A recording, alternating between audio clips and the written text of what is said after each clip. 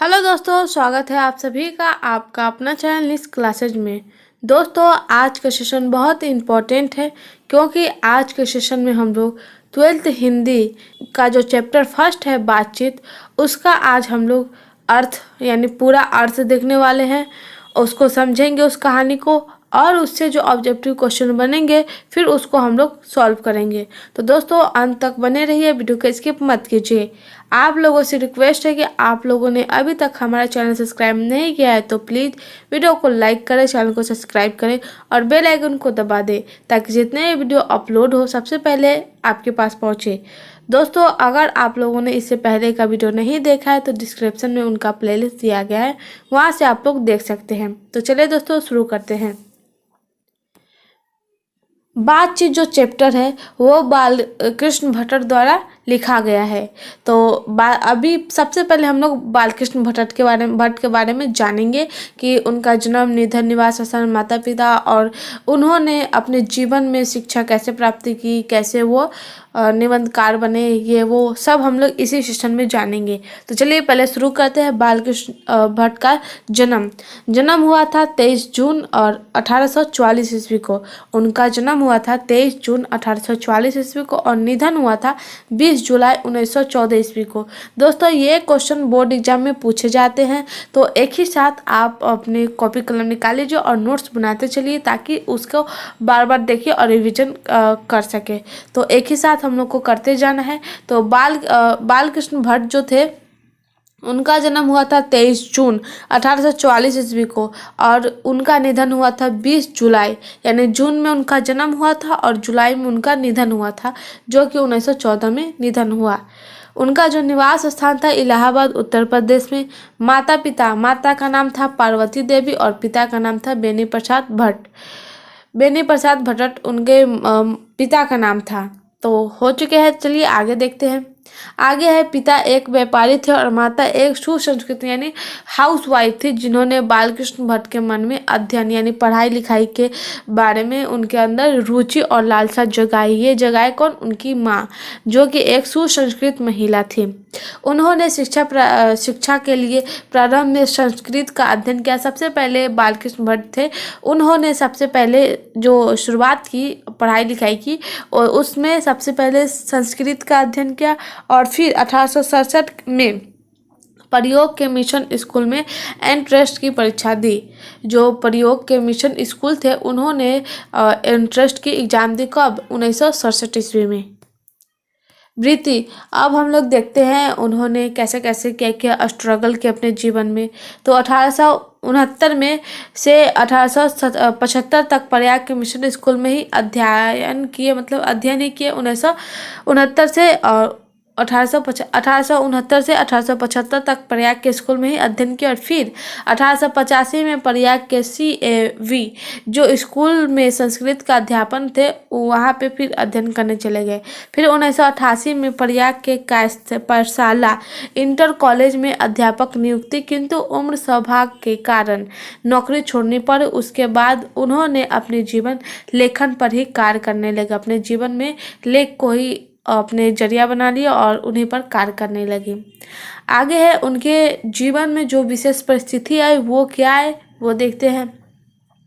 उनके जीवन में जो विशेष परिस्थिति आई वो सबसे पहला है कि उनकी पिता की मृत्यु हो गई। उनके पिता की निधोपरांत पैतृक व्यवहार संभालने, जब उनके पिता की मृत्यु हो गई तो उनके जगह पर बालकृष्ण भट्ट व्यापार संभालने के लिए सब कुछ छोड़कर, गृह कलह का सामना, पैतृक घर छोड़कर घोर विशेष परिस्थितिक रचनात्मक सक्रियता, आर्थिक संकट से जूझते हुए हिम्मत से काम लिया और साहित्य के प्रति समर्पित रहे। यानी जब उनके पिता की मृत्यु हो गई तो उन्होंने जो उनके पिता के व्यापार थे उनको संभाले। बहुत कठिनाई के बाद वो बहुत सारे संकट से जूझे, फिर हिम्मत से काम लिया और इस काम को समर्पित कर दिए। आगे देखते हैं। आगे है उनके जो रचनात्मक है वो क्या क्या है वो देख लेते हैं। तो रचनात्मक सक्रियता, भारतेंदु हरिश्चंद्र को प्रेरणा से हिंदी वैधनी सभा प्राग की ओर से 1877 में हिंदी प्रदोष नामक मासिक पत्र निकालना प्रारंभ किया। बालकृष्ण भट्ट को भारतेंदु भी कहा जाता है। ऐसे क्वेश्चन पूछा जाता है बिहार बोर्ड में कि बालकृष्ण भट्ट किस युग के साहित्यकार है या फिर निबंधकार हैं, तो उसमें भारतेंदु ही होगा। तो याद रखिएगा कि बालकृष्ण भट्ट भारतेंदु युग के प्रमुख साहित्यकारों में से एक थे। तो आगे देखते हैं। इन्होंने इसमें थे 33 वर्ष तक चले रहे। इसमें 33 वर्ष तक चलते रहे। इसमें नियमित रूप से सामाजिक, साहित्य, नैतिक, राजनीतिक विषयों पर निबंध लिखते रहे। 33 साल तक के वो अपने नैतिक जो राजनीतिक थे उन विषयों पर निबंध लिखते रहे। 1881 में वेदों की युक्तिपूर्ण समीक्षा की। 1886 में लाला श्रीनिवास दास के संयोगिकता स्वयंवर की कठोर आलोचना की। जीवन के अंतिम दिनों में हिंदी शब्दकोश के संपादन के लिए श्याम सुंदर दास द्वारा काशी आमंत्रित, किंतु अच्छा व्यवहार न होने पर अलग हो गए। तो ये जो लिख रहे थे कहानी वो 1881 में अपने लाला श्रीनिवास दास के द्वारा वो संयुक्ता स्वयंवर की कठोर आलोचना की। जीवन में अंतिम दिन थे और उनके साथ शब्दकोश के संपादन के लिए चुने सुंदरदास को, लेकिन काशी का आमंत्रित होने के बाद और उनका अच्छा व्यवहार न होने के बाद वो अलग हो गए। आगे देखते हैं। आगे है उपन्यास। उन्होंने बहुत सारे उपन्यास लिखे, लेकिन कुछ एग्जाम्पल में दिए गए थे बुक में, जो कि आप सबके सामने लाना बहुत ही इम्पोर्टेंट था। तो देखते हैं उपन्यास में है। पहला है रहस्य कथा, ये उनका उपन्यास है। सेकेंड है न्यूनतम ब्रह्मचारी, आगे है 100 अजान 1 सुजान, आगे है गुप्त वैरी, रसातल यात्रा, उचित दक्षिणा, हमारी घड़ी और सद्भाव का अभाव। ये उनके उपन्यास है। कुछ एग्जाम्पल दिए गए हैं तो याद रखिए, क्योंकि ये सब इन सब से क्वेश्चन पूछे जाते हैं। उन्होंने बहुत सारे नाटक भी लिखे। फॉर एग्जाम्पल दिया हुआ है पद्मावती की राता अर्जुनीय, वेणी सहार संहार, शिशुपाल वध, नन दयंती या फिर दमयंती स्वयंवर, शिक्षादान, चंद्रसेन, सीता वनवास, पत्ती पंचम, मेघनाद वध, शुंभ की एक नकल, वृंदा इंग्लैंडेश्वरी और भारत जननी, भारतवर्ष और कली, दो दूरदेशी, एक रोगी और एक वैद्य, रेल का विकट खेल, बाल विवाह। ये सब उनके कुछ नाटक हैं जिनमें से बहुत इम्पोर्टेंट है रेल का विकट खेल, और फिर है सीता वनवास। इन सब से क्वेश्चन पूछे जाते हैं तो याद रखिएगा। हो सकता है बोर्ड एग्जाम में पूछ दे कि बालकृष्ण भट्ट के निम्नलिखित में से कौन नाटक है, और कुछ एग्जाम्पल दिए रहे तो आप लोग को उसमें आसानी होगी लगाने में। तो अभी से ही प्रिपरेशन करते चलना है। तो कुछ इनके नाटक थे जो हम लोगों ने देख लिए। अब देखते हैं उनका प्रहसन। उन्होंने बहुत सारे प्रहसन लिखे, लेकिन कुछ दिया हुआ था एग्जाम्पल बुक में, जैसा में जैसे का वैसा परिणाम, ये प्रहसन है उनका। नई रोशनी का विष आचार, विडम्बन आदि, बस इतना ही दिया हुआ था। निबंध उन्होंने 1000 के आसपास लिखे, जिनमें से 100 से ऊपर कुछ सब बहुत महत्वपूर्ण थे, जो भट्ट निबंध माला नाम से 2 खंडों में एक संगीत प्रकाशित किया गया। उन्होंने जो निबंध लिखे थे वो 1000 से भी ऊपर थे, 1000 के आसपास थे, लेकिन उनमें से जो 100 से ऊपर थे बहुत महत्वपूर्ण थे। इसलिए भारत निबंध माला के नाम से उनको प्रकाशित किया गया और 2 खंडों में बांट दिया गया है। तो चलिए आगे देखते हैं। अब हम लोग बातचीत चैप्टर को देखेंगे, रीड करेंगे और उनका अर्थ समझेंगे। तो चलिए हम आप लोग को इनका अर्थ बताते हैं। आप लोग अपना बुक निकाल लीजिए, फिर पढ़ना स्टार्ट करते हैं। शुरू है बातचीत। बातचीत जैसे हम और आप बात कर रहे हैं, या फिर 2 व्यक्ति बात कर रहे हैं, 10 व्यक्ति बात कर रहे हैं, या फिर बहुत जन भीड़ में भी बात हो रहा है, वो सब जो भी बात हो रहा है तो उसे हम बातचीत कहते हैं। और मेन पॉइंट है कि बातचीत है क्या, निबंध है, कहानी है, क्या है वो लेकिन बातचीत निबंध है सॉरी, बातचीत निबंध है। ये भी क्वेश्चन बोर्ड एग्जाम में पूछे जाते हैं, इसलिए इम्पोर्टेंट है। तो याद रखिएगा बातचीत निबंध है। तो आइए शुरू करते हैं। आई होप आप लोगों ने अपना बुक निकाल लिए होंगे। तो सबसे पहले यह दिया हुआ, इसे तो सभी स्वीकार करेंगे कि अनेक प्रकार की शक्ति जो वरदान की भांति ईश्वर ने मनुष्य को दी है, उसके वाक शक्ति, उनमें जो वाक शक्ति है वो भी एक है। यदि मनुष्य और इंद्रियों अपनी अपनी शक्तियों में अविकल रहती और वाक शक्ति मनुष्यों में न होती तो हम नहीं जानते कि इस गूंगे दृष्टि का क्या हाल होता। सबसे पहले इस निबंध में भगवान को शुक्र अदा किया जा रहा है क्योंकि उन्होंने एक अनोखा चीज़ दिया है इंसानों में, वो है वाक शक्ति। इसमें इस चैप्टर में ये भी क्वेश्चन दिया हुआ है कि वाक शक्ति न होती तो क्या होता। तो वाक शक्ति पर बहुत सारे, इनमें से बहुत ही इम्पोर्टेंट लाइन दिया गया है, क्योंकि अगर वाक शक्ति न होती तो गूंगी दृष्टि प्रतीत होती और लोग अपना हाल नहीं बता पाते, सब ऐसे ही दुख में रहते और धीरे धीरे करके मरते रहते और कोई उनका हाल नहीं पूछता। तो यहाँ पे एक इम्पॉर्टेंट चीज़ दिया हुआ है, वो है वाक शक्ति। अभी शुरुआत ही की है, लेकिन इसमें भगवान मनुष्य है से ईश्वर को धन्यवाद कर रहा है क्योंकि उन्होंने वाक शक्ति एक ऐसी महत्वपूर्ण चीज़ दी है, वाक शक्ति जिनसे इंसान अपने हाल को बता पाता है, आपस में बात कर पाता है, बोर होता है तो कहीं घूमने चला जाता है और वहाँ पे दोस्त लोग से बात करता है, सब चीज़ है। इन सब पर वाक शक्ति इम्पोर्टेंट है। आगे है, सब लोग लुंज पुंज से हो मानो कोने में बैठ दिए गए होते और जो कुछ सुख दुख का अनुभव हम अपनी दूसरी इंद्रियों के द्वारा करते हैं उसे अवाक होने के कारण आपस में एक दूसरे से कुछ न कह सुन सकते। इस वाक शक्ति के अनेक फायदों में स्पीच, वक्तृता और बातचीत दोनों हैं। किसी स्पीच से बातचीत का ढंग ही निराला है। आगे इस का आगे लाइन में बोल रहा है कि अगर वाक शक्ति ना होती तो सब लोग लूंज पूंज होकर, मतलब एकदम बीमार टाइप कर हो करके और एक कोने में बैठ गए होते। कोई किसी का सुख दुख नहीं बांट पाता, ना ही उनका अनुभव कर पाता। और जो थोड़ी देर के बाद बारिश होती है, मतलब थोड़े दिनों के बाद बारिश होती है, पतझड़ का मौसम आता है, इंद्र होते हैं, ये सब उन सब का अनुभव नहीं कर पाते। दुनिया उलट पुलट हो जाती, एक दूसरे से कुछ नहीं कह पाते।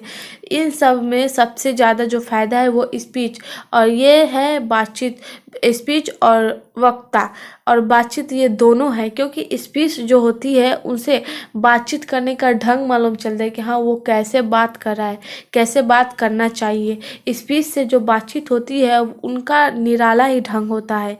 तो जो वाक शक्ति है वो ना होती तो दृष्टि गूंगी प्रतीत होती।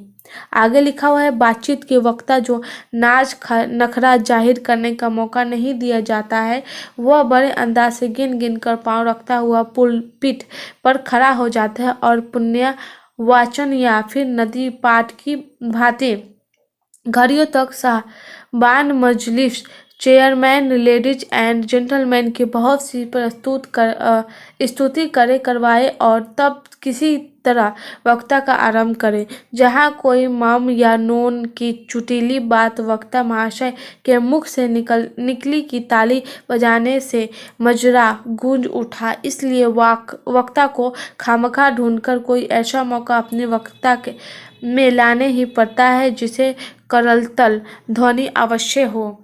तो इसमें अगला लाइन बोल रहा है कि जो वाक शक्ति होती है उससे लोगों का मतलब रुसना या फिर नखरा सब मालूम चलता है, लेकिन जो स्पीच है उससे ढंग पता चलता है कि वो कैसे बात करता है। जैसे में अगर आपको स्टेज पर ले जाया जाए, आपको बोले 2 लाइन स्पीच दीजिए, तो आप शुरुआत करेंगे ना हिंदी में, हमारे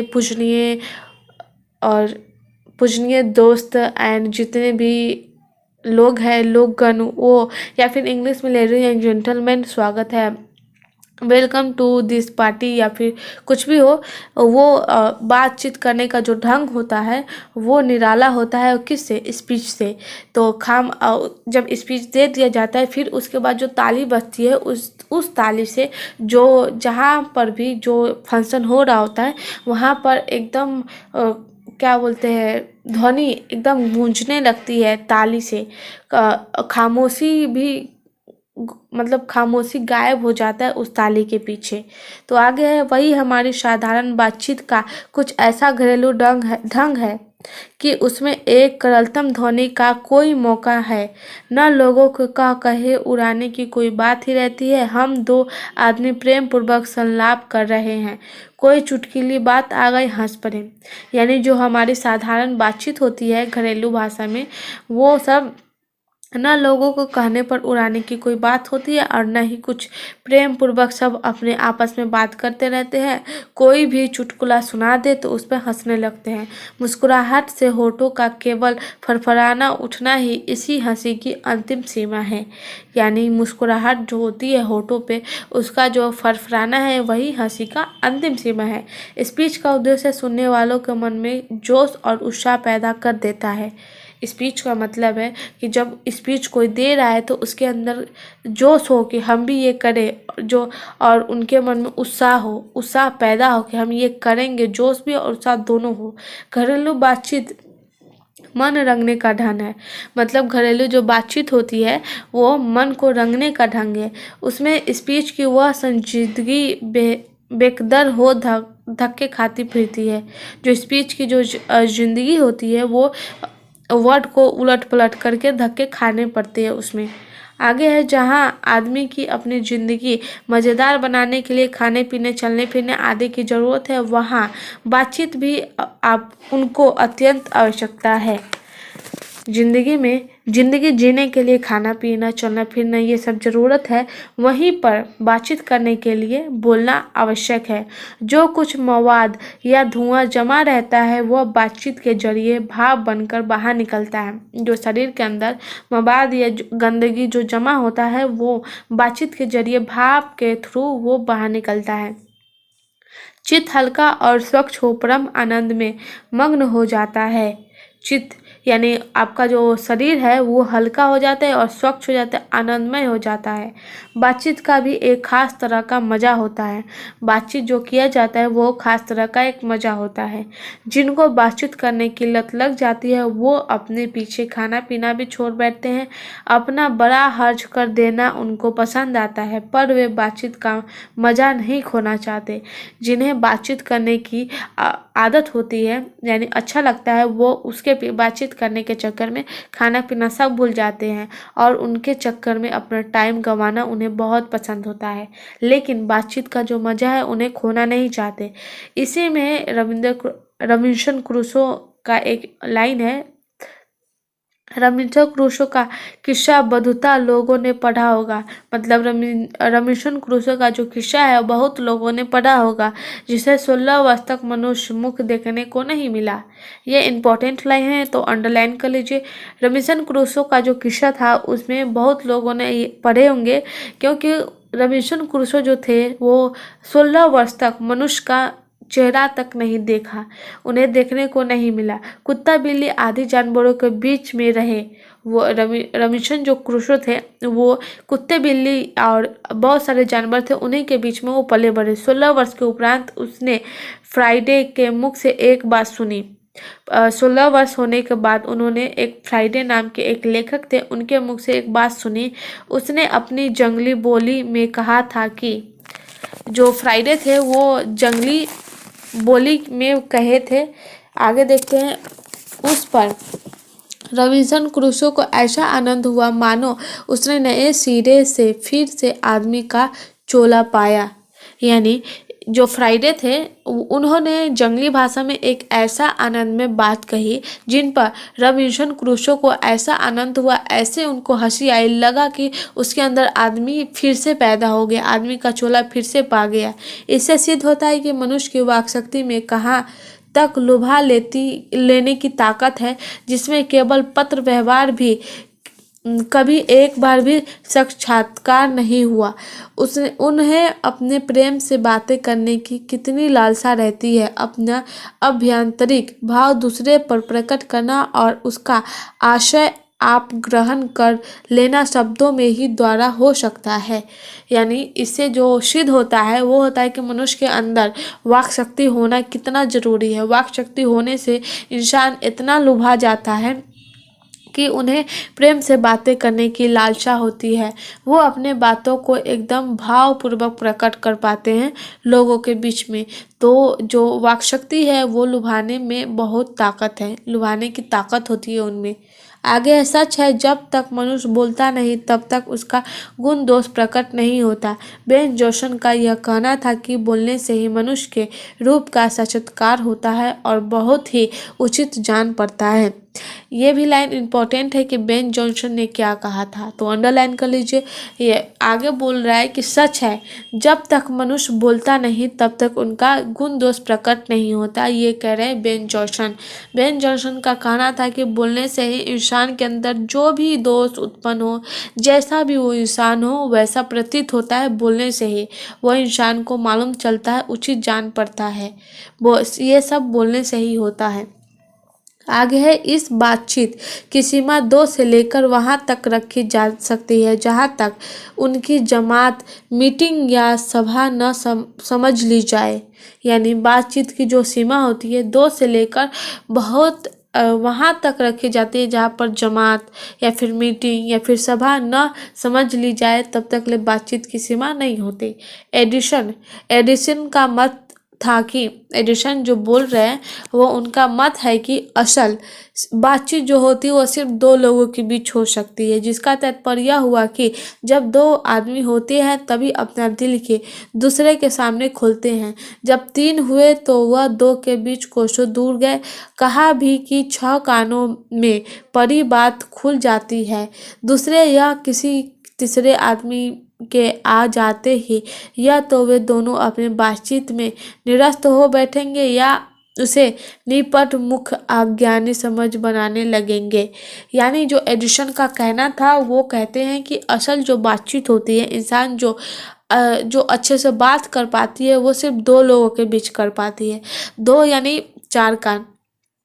अगर 3 हो गए यानी 2 कोस मील दूर तक ये बात चली गई और उनका कहना था कि 6 कान पड़ी तो समझ जाइए कि ये राज खुल जाएगा। जब 3 का 6 कान पड़ेंगे तब ये राज खुल जाएगी। दूसरे या किसी तीसरे आदमी के आ जाने पर अपना दुख दर्द नहीं बांट पाएंगे वो दोनों आपस में। वह मुख मतलब कुछ बात रखेंगे, कुछ बात को छुपा लेंगे अपने अंदर। आगे है, जैसे गर्म दूध और ठंडे पानी के 2 बर्तन पास पास साट के रखे जाए तो एक का असर दूसरे में पहुंचता है, अर्थात दूध ठंडा हो जाता है और पानी गर्म। वैसे ही 2 आदमी पास बैठे तो एक का गुप्त असर दूसरे पर पड़ जाता है, चाहे एक दूसरे को देखे भी नहीं। तब बोलने को कौन कहे, एक के शरीर के विद्युत दूसरे में प्रवेश करने लगती है। वो एक एग्जाम्पल दे रहे, बोल रहे एक गर्म दूध है और एक ठंडा पानी है। अगर दोनों को सामने सटा दिया जाए तो दोनों को आपस में मतलब इसका हीट इधर आ जाएगा और इसका कोल्ड इधर आ जाएगा, मतलब पानी गर्म हो जाएगा और दूध ठंडा हो जाएगा। दोनों का असर एक दूसरे पर पड़ने लगेगा। तो यही है कि अगर 2 आदमी बातचीत कर रहे हैं तो वो अपने दिल का हर एक हाल, हर एक राज खोल देंगे। लेकिन अगर 3 इंसान हो गए तो कुछ बात छुपाएंगे, कुछ बोलेंगे और एक का असर दूसरे पर जाएगा कि वो छुपा है तो ये भी छुप गया, और बस उसी में मतलब एक दूसरे का विद्युत का मतलब एक दूसरे में प्रवेश कर रहा है। जब पास बैठने का इतना असर होता है तब बातचीत में कितना असर होगा, इसे कौन न स्वीकार करेगा। अस्तु अब इस बात को 3 आदमियों के साथ देखना चाहिए। मानो एक त्रिकोण सा बन जाता है। तीनों चित्त मानो 3 कोण है और तीनों की मनोवृत्ति का प्रसरण की धारा मानो उस त्रिकोण की 3 रेखाएं है। गुपचुप असर तो उन तीनों में परस्पर होता ही है। जो बातचीत 3 में की गई वह मानो अंगूठी में नग सी जड़ जाती है। यानी जब 3 लोग बैठते हैं तो एक ट्रायंगल बन जाते हैं, एक त्रिकोण बन जाती है और तीनों का जो असर होता है तीनों चुपचाप एक कोने में होते हैं, जैसे मानो कि तीनों की जो बात होती है वो अंगूठी के नग जैसी हो। उपरांत जब 4 आदमी हुए तब बेतकल्लुफ़ी तो बिल्कुल स्थान नहीं रहता, मतलब बेतकल्लुफ़ी की तो कोई बात ही नहीं रहती। जैसे तैसे उलट पलट कर बात करते हैं, खुल के बातें नहीं हो पाती है। जो कुछ बातचीत की गई जाती है वह बस वही फॉर्मेलिटी, गौरव और संजीदगी के लक्ष्य में सनी हुई होती है। जो कुछ भी बातें होती है बस उसी को उलट पलट कर जस्ट फॉर्मेलिटी पूरा करते रहते हैं। 4 से अधिक की बात तो केवल राम रमावल कहलाएगी। 4 से जो अधिक बात होगी वो एकदम जैसे भीड़ भड़क्के जैसी हो जाएगी कि इधर शोर हो रहा है उधर शांत हो रहा है, सेम ऐसे है। उसे हम संलाप नहीं कर सकते। इस बातचीत के अनेक भेद हैं। दो बूढ़ों की बातचीत पराये जमाने की शिकायत पर हुआ करती है। वे बाबा आदम के समय की ऐसी दास्तान शुरू करते हैं जिसमें 4 सच तो 10 झूठ। एक बार उसकी बातचीत का घोड़ा छूट जाना चाहिए। पहाड़ों बीत जाने पर भी अंत नहीं होगा। प्रायः अंग्रेजी राज प्रदेश और पुराने समय की रीति नीति का अनुमोदन और इस समय के साथ सब भांति लायक नौजवानों की निंदा उनकी बातचीत का मुख्य प्रकरण होगा। आगे बोल रहे हैं कि जब बातचीत के अनेक भेद है।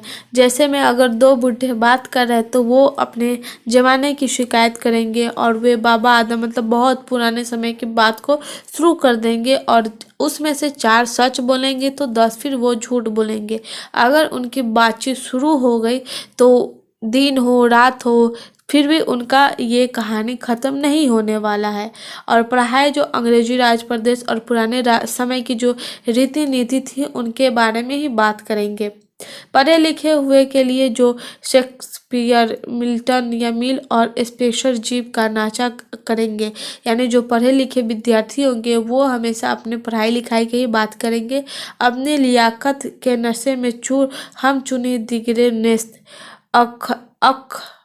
अखरपन की चर्चा करेंगे। दो हम सहेलियों की बातचीत कुछ जायका ही निराला है। रस का समुद्र मानो उमड़ा चला आ रहा है। इसका पूरा स्वाद उन्हीं से पूछना चाहिए जिसे ऐसे की रस सनी बात सुनने को भी भाग लड़ा हो। यानी जब दो स्टूडेंट बात करते हैं आपस में वो शेक्सपियर या फिर मिल्टन कौन सा आएंगे कौन सा नहीं आएंगे बस यही बात करेंगे। लेकिन जो दो सहेली बात करती है तो एक रस का समुद्र मानो मतलब मध की तरह, एक मध की तरह स्वाद अनुसार सुनो तो जैसे कलेजों को ठंडक ही मिल जाता है और उनका भाग मतलब लड़ा है, वैसे उनकी कहानी होती है। दो बूढ़ों की बातचीत का मुख्य प्रकरण दो बुढ़ियों की बातचीत का मुख्य प्रकरण बहू बेटी वाले हुई अपनी बहुओं या बेटियों का गिला शिकवा होगा या वे बिरादराने का कोई ऐसा समरसरा छेड़ बैठेगी कि बात करते करते अंत में खोदे दांत लड़ने लगेगी। लड़कों के बीच खिलाड़ी हुए तो अपनी अपनी तारीफ के बाद वे कोई सेंगे गाठेंगे जिससे उनको अपनी शैतानी जाहिर करने का पूरा मौका मिले।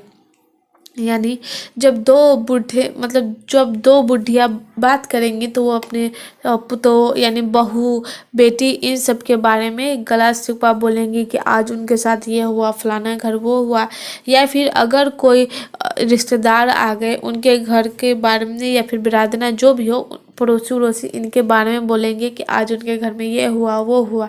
लेकिन अगर जब दो लड़कों की बातचीत हो रही है, अगर वो खिलाड़ी हुए उन्हें खेल बहुत पसंद है तो वो अपनी तारीफ करेंगे कि हम ऐसे हैं वैसे, फिर अपना सलाह ठोकेंगे सबके सामने और ऐसा सलाह ठोकेंगे ताकि उनको अपनी जो शैतानी है उनको जाहिर करने का पूरा मौका मिले।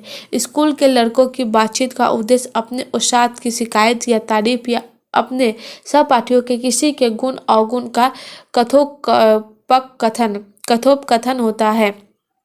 पढ़ने में कोई लड़का तेज हुआ तो कभी उसके अपने सामने दूसरों को कुछ न गिनने, सुस्त और बोदा हुआ तो दबी बिल्ली का सा स्कूल भर को अपना गुरु ही मानेगा। इसके अलावा बातचीत की और बहुत सी किस्में हैं।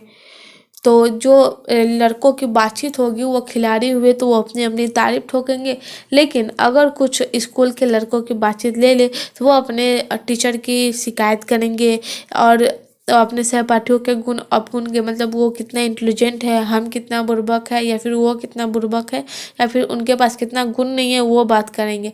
अगर कोई लड़का पढ़ने लिखने में तेज हुआ तो दूसरे के सामने अपने को बड़ा साबित करेंगे, लेकिन अगर कोई लड़का पढ़ने में कमज़ोर हुआ तो पूरे स्कूल को वो गुरु ही मानेंगे, मतलब सबसे डरते रहेंगे और उनकी कहानी यही होगी।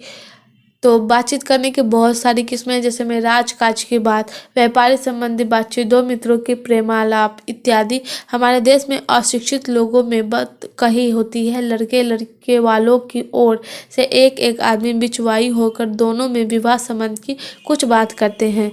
उस दिन में बिरादर वालों को जाहिर कर दिया जाता है कि अमुक की लड़की या लड़की का अमुक के लड़के के साथ विवाह पक्का हो गया है, और यह रस्म बड़े उत्सव के साथ की जाती है। चंडू खाने की बातचीत भी निराली होती है। निदान बात करने के अनेक प्रकार और ढंग है। तो जो बातचीत करने की जो किस्में होती है बहुत सारी होती है। राजकाज की बात, व्यापारी की बात, मतलब सर मेरा आज हिंदी का बुक्स ऑफिस भेज दीजिएगा, आपका पेमेंट हो जाएगा, ये व्यापारी की बात है। दो मित्र प्रेम लाभ, अगर कोई मतलब अगर कोई शादी विवाह की बात चल रही है तो फलाना लड़के वाले के साथ कनेक्शन होगा उनका, और दोनों बातचीत करेंगे और फिर डेट फिक्स करेंगे, और जो लड़के वाली होंगे और लड़के वाले होंगे वो अपने अपने जो रिश्तेदार होंगे उनके पास बोलेंगे कि फलाने डेट को शादी है, आप लोग आइएगा ज़रूर, धन्यवाद, इतना कहेंगे, और फिर बड़े ही धूमधाम से सब मिलकर इस रस्म को पूरा करेंगे। लेकिन चंडो खाने की जो बातें होती है वो बहुत निराली होती है। ये इंपॉर्टेंट लाइन है तो अंडरलाइन कर लीजिए। आगे देखते हैं, यूरोप के लोगों में बात करने का जो हुनर होता है, आर्ट ऑफ कन्वर्सेशन, यहाँ तक बढ़ा है कि स्पीच और लेख दोनों इसे नहीं पाते। जो यूरोप के लोग होते हैं उनमें बात करने की हुनर होती है। आर्ट ऑफ कन्वर्जेशन यहाँ तक बढ़ा कि स्पीच और लेख दोनों नहीं पाते हैं इसमें। इसकी पूर्ण शोभा काव्य कला प्रवीण विद्वान मंडली में है। ऐसे चतुराई के प्रसंग छोड़े जाते हैं कि जिन्हें सुन कान को अत्यंत सुख मिलता है। सुहद गोष्ठी इसी का नाम है। सुहद गोष्ठी की बातचीत की यह तारीफ है कि बात करने वालों की लियाकत अथवा पंडिताई का अभिमान या कपट कहीं एक बात में भी प्रकट न हो, वर्ण क्रम में रसाभास पैदा करने वाले शब्दों को परखते हुए चतुर सामने अपनी बातचीत को सरस रखते हैं। यानी जो यूरोप के लोग होते हैं उनके अंदर बहुत हुनर होती है बातचीत करने का, लेकिन जो आर्ट ऑफ कन्वर्जेशन होते हैं वह स्पीच और लेख का ये दोनों उनमें पाते ही नहीं है। बातचीत करने की जो शोभा होती है, जो सुनकर कान को अत्यंत सुख मिलता हो, और बातचीत का जो तारीफ है वो बात करने वालों के अंदर जो लियाकत हो, जो उसके अंदर पर्सनैलिटी है वो बाहर प्रकट हो। तो चलिए आगे देखते हैं। आगे है वह रस हमारे आधुनिक शुष्क पंडित की बातचीत, जिसमें शास्त्रार्थ कहते हैं अभी अवेगा ही नहीं। मुर्ग और बेटर की लड़कियों की झपटा झपटी के सामने उनकी नीरस काव में सरस संलाप की बातचीत ही चलना व्यर्थ है। वरन का कपट और एक दूसरे को अपने पंडितय के प्रकाश के बाद में परास्त करने का संघर्ष आदि रसाभास की सामग्री वहाँ बहुतायत के साथ आपको मिलेगी। घंटों भर तक काँव करते रहेंगे तो कुछ न होंगे। बड़ी बड़ी कंपनी और कारखाने आदि बड़े बड़े काम इसी तरह पहले 2-4 दिल्ली दोस्तों के बीच बातचीत में शुरू किए, और उपरांत बढ़ते बढ़ते यहाँ तक बढ़ जाती कि हजारों मनुष्य उनके जीविका चलने लगती है और साल में लाखों की आमदनी होने लगती है। 25 वर्ष के उपरांत की बातचीत अवश्य ही कुछ न कुछ सरगभित होती होगी। अनुभव और दूरदेशी में खाली न होगी, और 25 से नीचे की जो बातचीत होती है वो दूरदर्शिता और गौरव नहीं पाया जाता। एक प्रकार का ऐसा दिल बहलाव और ताजगी रहती है जिसमें मिठास और 10 गुनी चढ़ी बढ़ी रहती है। तो जो कारखाने की जो बात होती है वो सबसे पहले जो कारखाने का मालिक होते हैं वो अपने फैमिली से बात करते हैं, फिर अपने दोस्तों से बात करते हैं। धीरे धीरे उनकी आमदनी अच्छी होने लगती है तो फिर वो 1,000 100 लोगों से कनेक्ट करते हैं, फिर 1000 लोगों से, ऐसे उनकी लाखों लाख आमदनी होने लगती है। जो 50 से ऊपर वाले जो बातचीत करते हैं उनमें कोई सरद भिद होती ही नहीं है, अनुभव और दूरदेशी ही होती है उसके अंदर। लेकिन जो 25 से नीचे का होता है वो जो बात करते हैं वो दिल बहलाने के लिए और ताजगी के लिए बात करते हैं। उनके अंदर जो मिठास होती है उसके चक्कर में वो 10 गुनी मतलब बढ़ा चढ़ा कर ही बोलते हैं। आगे है, यहाँ तक हमने बारी बातचीत का हाल लिखा है जिसमें दूसरे फरीक के होने की बहुत आवश्यकता है, बिना किसी दूसरे मनुष्य के हुए जो किसी तरह संभव नहीं है और जो दो ही तरह पर हो सकता है, या तो कोई हमारे यहाँ कृपया करे या हम ही जाकर दूसरे को कृतार्थ करें। पर यह सब तो दुनियादारी है जिसमें कभी कभी रसभास होते देर नहीं लगती। आगे जो लिखा हुआ है बातचीत का हाल लिखना, यहीं तक काफ़ी नहीं है, लेकिन जो बातचीत जो 2 तरह पर हो सकती है, क्या हो सकती है, बिना किसी मनुष्य के हुए जो किसी तरह संभव नहीं है, वो 2 तरह से हो सकती है, या तो हम किसी पर कृपया करें या फिर वो हमारे ऊपर कृपया करें।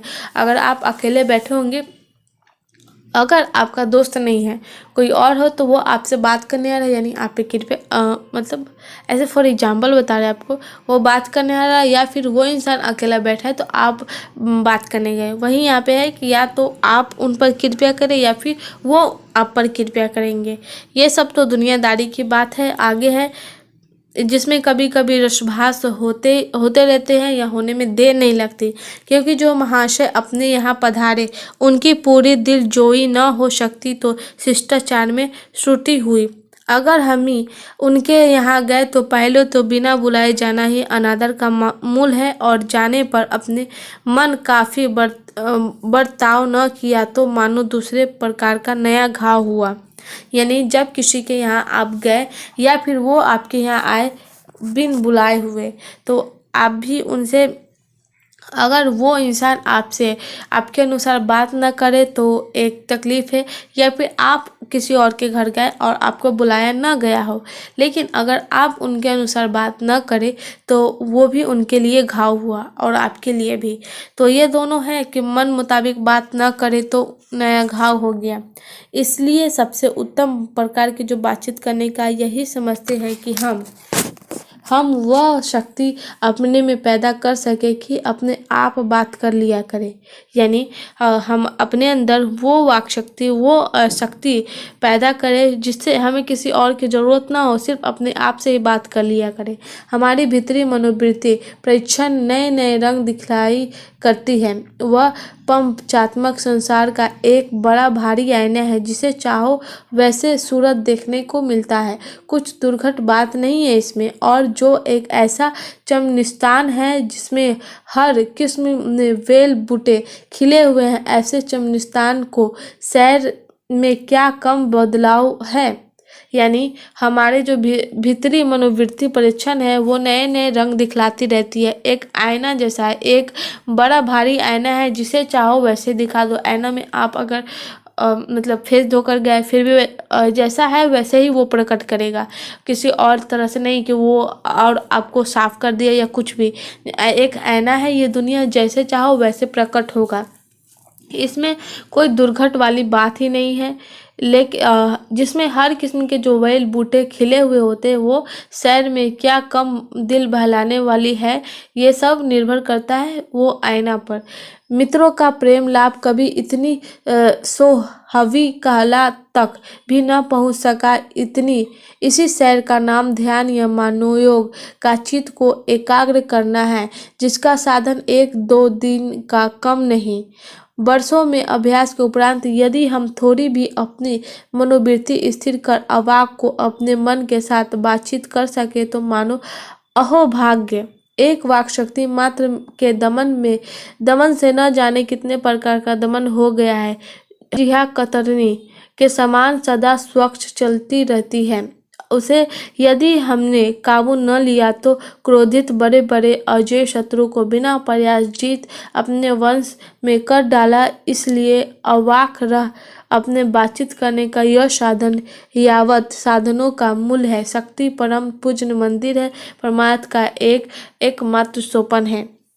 यानी इंसान को थोड़ी देर के लिए ही सही, लेकिन अपने आप से बात करने की कोशिश करनी चाहिए, क्योंकि जो दिल है वो इंसान के काबू में नहीं रहता, वो समय समय पर वो चेंज होता रहता है।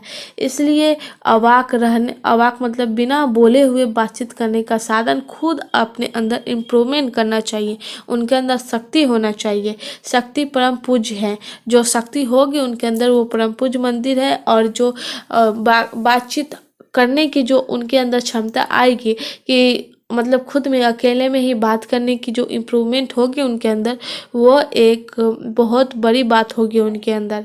तो ये बातचीत कहानी हो चुका है ख़त्म। तो चलिए इस चैप्टर से जितने भी ऑब्जेक्टिव क्वेश्चन बनेंगे उनको देखते हैं। तो आइए देखते हैं। अब हम लोग इस चैप्टर से ऑब्जेक्टिव क्वेश्चन जितने भी बनेंगे उसको देखते हैं। तो अंत तक बने रहिए। शुरू करते हैं ऑब्जेक्टिव क्वेश्चन को। तो फर्स्ट क्वेश्चन है, बाल कृष्ण भट्ट की रचना बातचीत क्या है? ऑप्शन ए में है एकांकी, ऑप्शन बी में है कहानी, ऑप्शन सी में है यात्रा रन समरण, या फिर ऑप्शन डी में है ललित निबंध। तो चैप्टर को शुरू करने से पहले हमने आप लोग को बताया था कि बाल कृष्ण भट्ट के द्वारा जो रचना की गई है बातचीत का वो क्या है। तो आइए इनका जवाब देखते हैं और आप कमेंट में बताइए कि इस क्वेश्चन का जवाब क्या होगा। तो सही जवाब है ऑप्शन डी ललित निबंध। बाल कृष्ण भट्ट द्वारा जो रचा गया बातचीत वो निबंध है। क्वेश्चन है, बाल कृष्ण भट्ट किस युग के निबंधकार थे? तो दोस्तों ये भी क्वेश्चन हमने बताया था आपको कि बाल कृष्ण भट्ट किस युग के निबंधकार थे। तो इसमें जितने भी क्वेश्चन हैं कि जितने भी क्वेश्चन लाए गए हैं इसमें इस सेशन में, वो सारे क्वेश्चन आप लोग से सॉल्व हो जाएंगे। तो वैसे हम आप इन सभी का आंसर बताते जाएंगे, लेकिन आप लोग अपने से भी लगाने का स्टार्ट कीजिए कि आप लोग को कितना सही हो पाता है, क्योंकि थोड़ी देर पहले आप लोगों ने पढ़ा और उसके बाद ऑब्जेक्टिव सॉल्व करने की कोशिश कर रहे हैं। तो आई होप ये बात आप लोग को समझ में आ रहा होगा। दोनों को मेंटेन करते चलना है, और जो क्वेश्चन का आंसर आप लोग को आ रहा है वो कमेंट में बताइए कि इस क्वेश्चन का आंसर मतलब नंबर लिखिए और उनका आंसर दीजिए। तो क्वेश्चन नंबर 2 में पूछा है, बाल कृष्ण भट्ट किस युग के निबंधकार थे? तो जो बाल कृष्ण भट्ट थे वो भारतेंदु युग के निबंधकार थे। तो सही जवाब है ऑप्शन बी। तो चलिए नेक्स्ट क्वेश्चन को देखते हैं। क्वेश्चन नंबर 3 है, मनुष्य की बातचीत का उत्तम तरीका क्या है? मनुष्य की जो बातचीत का उत्तम तरीका है वो क्या है? इस चैप्टर जो बातचीत में है उसमें ये चीज़ बताया गया है। आइए देखते हैं। फर्स्ट ऑप्शन है विद्वतापूर्व बात करना, ऑप्शन बी में तर्कपूर्व बात करना, ऑप्शन सी में भीड़ से बातचीत करना, ऑप्शन डी में अवाक होकर अपने से बात करना। तो इस चैप्टर में सबसे ज़्यादा इम्पोर्टेंट जो बात कही गई है वो कहा गया है कि मनुष्य जो है वो पहले अपने आप से बात करे, तभी दूसरों से बात करने की उसके अंदर इम्प्रूवमेंट होगी कि दूसरे से कैसे बात किया जाता है। तो आंसर सही होगा ऑप्शन डी, अवाक से होकर अपने से बात करना। मतलब दुनिया को संसार को छोड़ दो, मतलब जाने दो और फिर अपने से बात करने की पहले सीखो। कुछ दिन दिक्कत होगा, फिर धीरे धीरे आपके अंदर इम्प्रूवमेंट होने लगेगी, आपको अपने आप से बात करने में कोई तकलीफ नहीं होगी। तो चलिए नेक्स्ट क्वेश्चन को देखते हैं। क्वेश्चन नंबर 4 है, संवाद से सबसे महत्वपूर्ण क्या है? तो इस क्वेश्चन का सही जवाब है ऑप्शन सी सही है, आत्मीयता। संवाद से सबसे जो महत्वपूर्ण है वह है आत्मीयता। क्वेश्चन नंबर 5 है, बालकृष्ण भट्ट का जन्म कब हुआ था? तो यहाँ पे ऑप्शन दिए हुए हैं। ऑप्शन ए में है 23 जून 1884 को, ऑप्शन बी में है 23 जून 1844 को, ऑप्शन सी में 20 जुलाई 1902, ऑप्शन डी में है 18 दिसंबर 1834 ईस्वी को। तो बालकृष्ण भट्ट का जन्म जून में हुआ था और उनका निधन जुलाई में हुआ था। तो जून में किस तारीख को हुआ था? तो वो सही जवाब है ऑप्शन बी, 23 जून 1844 ईस्वी को उनका जन्म हुआ था। नेक्स्ट क्वेश्चन है, संयोगिता स्वयंवर रचना है। संयुक्ता स्वयंवर किसके द्वारा रचना किया गया है? ये भी बालकृष्ण भट्ट के जो इंट्रोडक्शन हो रहा था उसी में दिया हुआ है। तो इस क्वेश्चन का सही जवाब है ऑप्शन सी, श्रीनिवास दास द्वारा इनकी रचना की गई है संयोक्ता स्वयंवर का। ये इंपॉर्टेंट क्वेश्चन है। क्वेश्चन नंबर 7 है, कौन सी रचना बालकृष्ण भट्ट की नहीं है? तो इस क्वेश्चन का चलिए जवाब देखते हैं। ऑप्शन ए में नूतन ब्रह्मचारी, ये भी बालकृष्ण भट्ट द्वारा रचा गया है। ऑप्शन बी में 100 अजान 100 जान, ये भी उन्हीं का है। ऑप्शन सी में सद्भाव का अभाव, ये भी उन्हीं के द्वारा है। लेकिन जो परीक्षा गुरु है ये उनके द्वारा लिखा गया नहीं है। तो इस क्वेश्चन का सही जवाब होगा ऑप्शन डी। क्वेश्चन नंबर 8 है, कौन सी रचना बालकृष्ण भट्ट की है? तो आइए इनका जवाब देखते हैं। पहला है रेल का विकट खेल, ऑप्शन बी में कछुआ धर्म, ऑप्शन सी में है रेणुका, ऑप्शन डी में है पाच्य विद्या। तो इस क्वेश्चन का सही जवाब होगा वो होगा जिसमें रचना पूछ रहा है। तो इस क्वेश्चन का सही जवाब होगा ऑप्शन ए, रेल का विकट खेल। तो चलिए दोस्तों, अंत तक बने रहिए और जो आपको आंसर सही लगे उसको लिखकर कमेंट करिए, कमेंट में बताइए कि कौन सा सही होगा। नेक्स्ट क्वेश्चन है, बालकृष्ण भट्ट ने कौन सा मासिक पत्र निकाला था? तो इस क्वेश्चन का सही जवाब है ऑप्शन सी, हिंदी प्रदीप। हिंदी प्रदीप बालकृष्ण भट्ट ने मासिक पत्र निकाला था। क्वेश्चन नंबर 10 है, बातचीत किस विद्या की रचना है? तो इस क्वेश्चन का सही जवाब है ऑप्शन डी, निबंध। निबंध विद्या की रचना है। क्वेश्चन नंबर 11 है, रॉबिन्सन क्रूसो ने 16 वर्ष के उपरांत किसके मुख से एक बात सुनी थी? तो याद करिए कि किसके मुख से एक बात सुनी थी। क्वेश्चन थे, स्टील थे, सेंट थे या फिर फ्राइडे। तो इनका जवाब कमेंट में बताइए कि क्या होगा, लेकिन हम बता दे रहे हैं। तो इस क्वेश्चन का सही जवाब होगा ऑप्शन ए, फ्राइडे। फ्राइडे के मुँह से एक बात सुनी थी। नेक्स्ट क्वेश्चन है, बातचीत शीर्षक निबंध के निबंधकार कौन है? तो इस क्वेश्चन का सही जवाब है ऑप्शन डी, बालकृष्ण भट्ट। सही जवाब है ऑप्शन डी। नेक्स्ट क्वेश्चन है 13, बातचीत के मध्य से बालकृष्ण भट्ट का क्या बतलाना चाहते हैं? जो बातचीत का जो माध्यम है उससे बालकृष्ण भट्ट क्या बताना चाहते हैं हम लोगों को? तो इस क्वेश्चन का सही जवाब होगा ऑप्शन ए, बातचीत की शैली, की कैसे इंसान को एक दूसरे से बात करना चाहिए, कैसे अपने आप से बात करना चाहिए, ये हम लोगों को बातचीत के माध्यम से कौन बता रहे हैं? बालकृष्ण भट्ट। तो चलिए नेक्स्ट क्वेश्चन को देखते हैं। क्वेश्चन नंबर 14 है, भट्ट जी को किसने अंग्रेजी साहित्य के एडिशन और स्टील की श्रेणी में रखा? तो इस क्वेश्चन का सही जवाब है option C, Ramchandra Shukla. Next question है, बालकृष्ण भट्ट का निवास स्थान कौन सा है?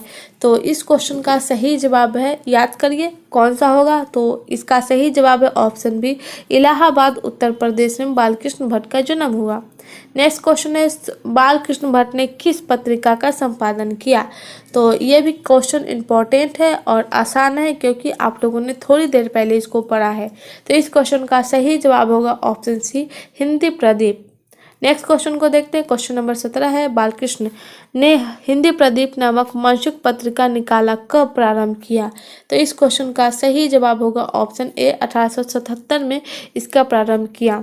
क्वेश्चन नंबर 18 है, कौन सी रचना बालकृष्ण भट्ट द्वारा रचित है? रचना बालकृष्ण भट्ट द्वारा रचित नहीं है। तो इस क्वेश्चन का सही जवाब होगा वो होगा ऑप्शन सी, मेघदूतम। ये उनके द्वारा रचा नहीं गई है। पद्मावती, वेणुसंहार या फिर मेघनाथ वध, ये उनके द्वारा रचा गया है। नेक्स्ट क्वेश्चन है, कौन सा उपन्यास बालकृष्ण भट्ट द्वारा रचित है? तो इस क्वेश्चन का सही जवाब होगा वो होगा ऑप्शन सी, 100 अजान 100 जान उनके द्वारा रचा गया है। क्वेश्चन नंबर 20 है, नाटक के प्रारंभ में होने वाला मंगल पाठ को क्या कहा जाता है? तो इस क्वेश्चन का सही जवाब है ऑप्शन बी,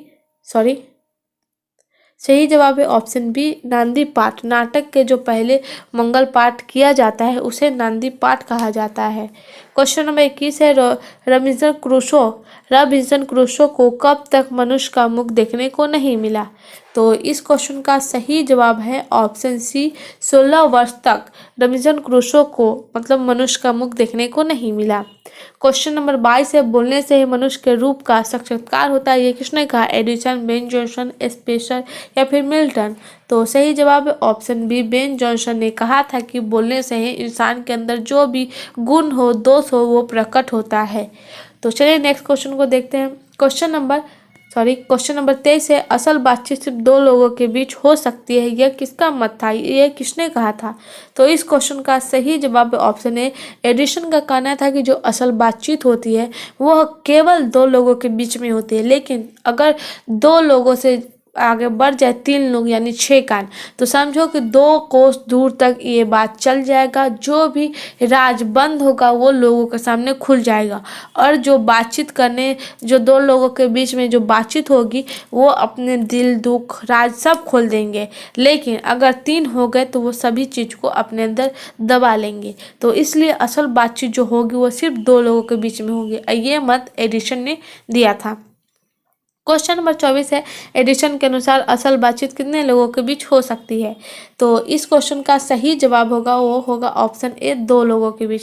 जो असल बातचीत हो सकती केवल 2 लोगों के बीच में ही हो सकती है। नेक्स्ट क्वेश्चन है, बातचीत के मन किस प्रकार का हो जाता है? बातचीत से जो मन होता है वो किस प्रकार हो जाता है? तो बातचीत से जो मन होता है इंसान का वो हल्का और स्वच्छ हो जाता है, क्योंकि जब इंसान बोलता है तो उसके अंदर जो मल होता है, जो गंदगी होती है, वो भाप के रूप में बाहर निकल जाता है, जिससे उनका मन स्वच्छ और साफ हो जाता है। नेक्स्ट है, किसने न होने में, किसके न होने से गूंगी सृष्टि गूंगी प्रतीत होगी? तो यहाँ पे ऑप्शन 4 दिए हुए हैं और उनका जवाब देना है। तो इस क्वेश्चन का सही जवाब होगा ऑप्शन बी, वाक शक्ति, यानी बोलने की जो शक्ति अगर ना होगी तो ये दृष्टि यानी सृष्टि गूंगी प्रतीत होगी, ये दुनिया गूंगा हो जाता। नेक्स्ट क्वेश्चन है नंबर 27 से, आर्ट ऑफ कन्वर्सेशन कहाँ के लोगों में सर्वाधिक प्रचलित है? अफ्रीका के, भारत के, यूरोप के या फिर कनाडा के? तो जो आर्ट ऑफ कन्वर्सेशन की जो बात करने की जो कला है वो यूरोप के लोगों में पाई जाती है। उनके अंदर जो कला होती है वो बहुत ही निराली होती है। नेक्स्ट है और इस सेशन का लास्ट क्वेश्चन है, बाल कृष्ण किस काल के रचनाकार थे? आदिकाल के, भक्ति काल के, रीति काल के या फिर आधुनिक काल के? तो याद रखिएगा इस क्वेश्चन का सही जवाब होगा ऑप्शन डी, आधुनिक काल के रचनाकार थे। कौन? बालकृष्ण भट्ट। तो दोस्तों आज का सेशन यहीं पर समाप्त होता है। मिलते हैं अगले सेशन में। अगर आप लोगों को ये वीडियो पसंद आया है तो लाइक करें, चैनल को सब्सक्राइब करें, बेल आइकन को दबाएं और कमेंट में बताइए कि ये सेशन आप लोगों को कैसा लगा। आप लोगों ने इस सेशन को एंजॉय किए या फिर आप लोगों को समझ में नहीं आया? जो भी हो आप कमेंट करिए और इस सेशन को ज़्यादा से ज़्यादा अपने दोस्तों में शेयर करिए और फिर इस सेशन को बार बार देखते रहिए ताकि इससे आप लोग को रिवीजन हो, ताकि एग्जाम में कोई दिक्कत ना हो। आने वाले जितने भी सेशन हो उसके लिए आप नोटिफिकेशन को दबा लीजिए, ताकि जितने भी नोटिफिकेशन बेल को दबा लीजिए ताकि जितने भी नोटिफिकेशन हो सबसे पहले आपके पास पहुंचे। तो चलिए आज का सेशन यहीं पर समाप्त करते हैं, मिलते हैं अगले सेशन में। अभी के लिए बस इतना ही, धन्यवाद।